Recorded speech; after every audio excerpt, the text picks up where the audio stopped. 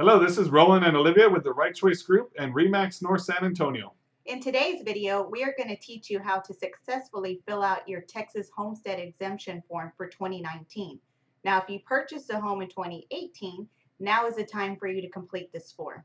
That's exactly right. We need to fill that out anytime between January 1st and April 30th. So what we're going to do in this video today is walk you through the Homestead Exemption form for the state of Texas. Line by line, we'll show you exactly what you need to fill out and where you need to send it in order for you to qualify for your 2019 Texas Homestead Exemption. Okay, so let's go ahead and show you exactly where to get this form. Now I'm going to provide a link to the form in the video description, so you don't have to worry about doing this. But in case you wanted to know how to find it, all you have to do is Google 2019 Texas Homestead Exemption Form. And what we're looking for is this form, PDF 50-114. That's your homestead exemption form from the Texas Comptroller Office. And I'll show you exactly what you need to do. Just pull it up. And this is what we're looking at here in the state of Texas for your residence homestead exemption application. So what you want to do on the top, so we're here in Bexar County, so what we would do is put Bexar County Appraisal District. Whatever county that you're in, you'll just need to Google that or look it up. And that's basically the county that you're going to want to send this form to. So in our case here in San Antonio, Texas, we're Bexar County Appraisal District. If you know the appraisal district's account number, you can put it up here. It is not required. If you want to Google your Bexar County or your county's appraisal tax district number, then you can do that as well and put that up here in the upper right-hand corner. So the first question it's going to ask you is, do you own and live in the property for which you're seeking this residence homestead exemption? So obviously in this case, we're going to want to go ahead and put yes, and you're going to put when you're applying for your exemption. So if you bought the home in 2018, which you would have to have bought this home in 2018 in order to file for an exemption in 2019. So that's one thing you need to know. If you bought a home in 2019, you're going to have to wait until 2020 to file your homestead exemption. So that's really important. So in this case, we're going to put 2018, or if you're watching this video and you haven't done a homestead exemption and you bought a home, say, in 2017, but you haven't filed it yet, that's fine. Go ahead and click on that. You'll put 2017 in that year, assuming that this is the first time you filed for a Texas homestead exemption.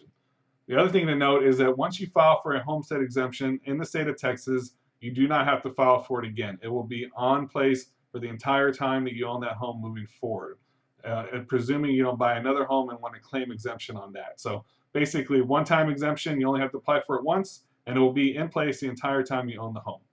So down under Section 1, these are the exemptions that we can qualify for. In this case, we're going to be applying for the General Residence Homestead Exemption.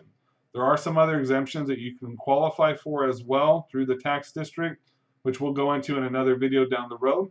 But you have the option for disabled person, person over 65, 100% disabled vet, a surviving spouse of an armed service member killed in action, surviving spouse of a first responder killed in the line of duty, or a donated residence of partially disabled veteran or surviving spouse. So again, in this case, this is the homestead exemption application.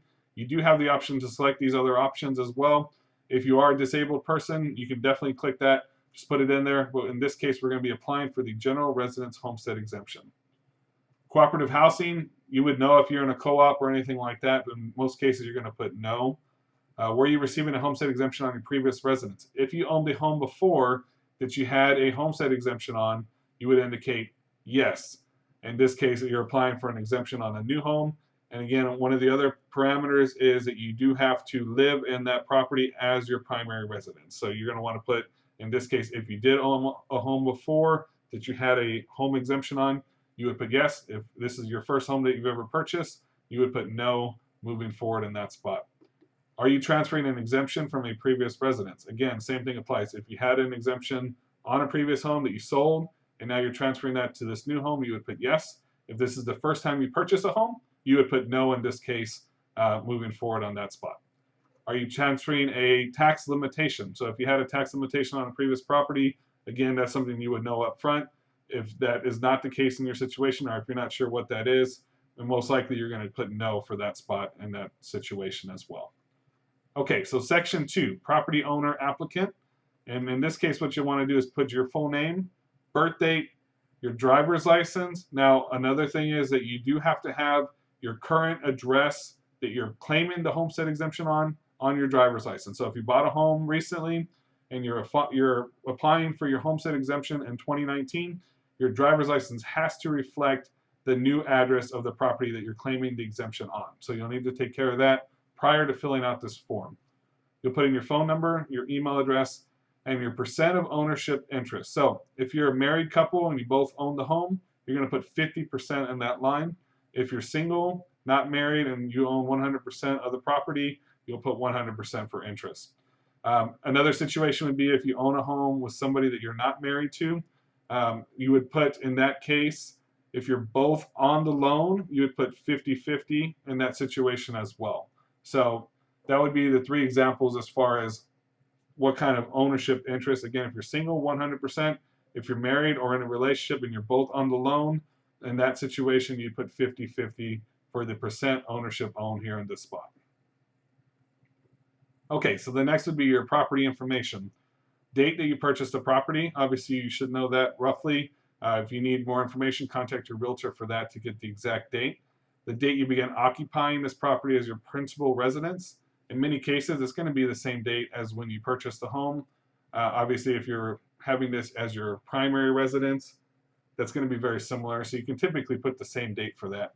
Your physical address, your legal description, and again, if you don't know your legal description, you could probably Google it or ask your realtor who helped sell you the home for that information, and they should be able to provide that to you.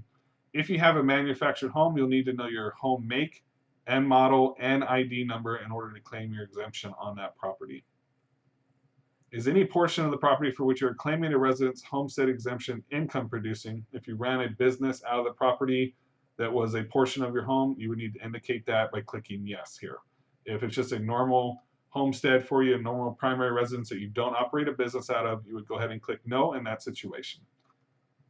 The next line will indicate number of acres or fraction of an acre not to exceed 20 that you own and occupy as your principal residence.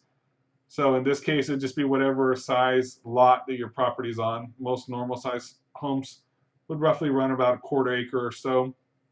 If you're anything different, if you're on larger land, you just need to indicate how big your actual land is that you're living on as far as the property. In many cases, less than an acre. If you do own some land, you'll just need to indicate roughly how many acres of land you own with that property. Section 4 is going to be the waiver of required documentation. In some cases, you are exempt from having to provide your driver's license or state-issued personal identification certificate. For example, if you're a resident of a facility that provides services related to health, infirmity, or aging, you would just need to put the facility name and address. If you are certified for participation in the Address Confidentiality Program administered by the State Office of the Texas Attorney General under Code of Criminal Procedure, you could indicate it there. If you're an active duty U.S. Armed Service member or a spouse of an active duty member, or if you hold a driver's license issued under the Transportation Code Section 521.121. Obviously, you would know that in that situation. So any of these 4 examples would be a way in which you would not have to provide your driver's license. You would indicate that here, and basically you'd be exempt from providing your driver's license in this situation. Under Section 5, additional information, if you own other residential property in the state of Texas, they want you to list the county of those locations, and that's where you would put it here on this line. And then lastly, Section 6, affirmation and signature. What you're going to do here is you're just going to sign, obviously indicating that you understand if you make any false statements on this form, you can be found guilty of a Class A misdemeanor or a state jail felony under Penal Code Section 37.10. So obviously we don't want to mess around with that, but obviously if you're filling this out truthfully, you're good to go. Just go ahead and sign it, put in your information there as far as owner, anything like that, and you want to put your property owner authorized representative name, so that would be your name here in this line. Lastly, you'll sign here at the very bottom and you'll date the form, and that's pretty much it. Then you'll go ahead and send it back to your appraisal district. What you want to do is just, again, if you Google their name, for in this situation, Bexar County Appraisal District, you'll get an address as far as where to send this form.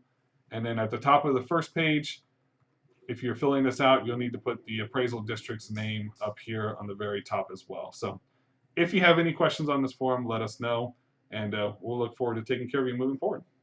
Thank you for hanging out with us throughout this video. We hope it helps you successfully complete your 2019 Homestead Exemption Form.